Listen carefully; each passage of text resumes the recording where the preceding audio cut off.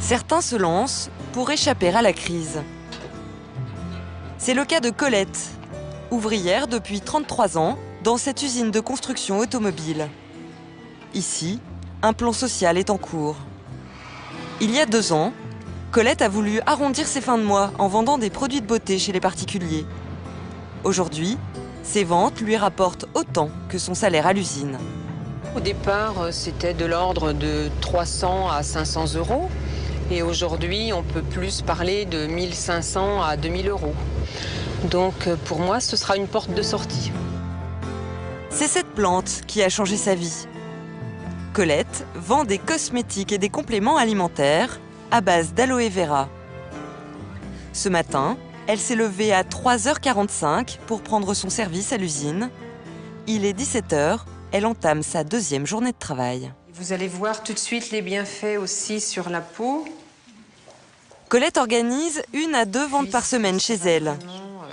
La marque qu'elle représente est américaine et compte 11 millions de vendeurs comme Colette à travers le monde.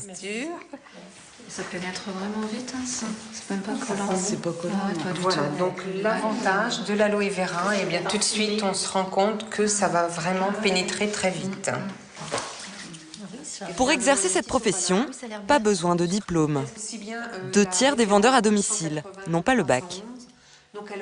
Mais il faut savoir faire preuve de persévérance. La moitié de ceux qui se lancent abandonnent au cours de la première année. Colette, elle, a mis 2 ans à se faire sa clientèle. Je parle de l'aloe vera dès que je peux. En vacances, n'importe, hein, dans un magasin. Et je donne ma carte. Très facilement, je donne ma carte et j'ai des clients qui me rappellent. Le sérum Sonia est plus hydratant que celui-là. Moi, je trouve. Ouais. Tu vois, j'essaye de celui-là, mais je suis moins convaincue que... Le dentifrice coûte 10 €, le démaquillant 15, la crème solaire 20. Plus cher qu'en supermarché, moins cher qu'en parfumerie. Celui-là, j'ai essayé d'extra. Alors celui-là, il faut le prendre. Enfin, il est très bien. Est-ce qu'on se sent pas un petit peu obligé, pour lui faire plaisir, d'acheter quelque chose?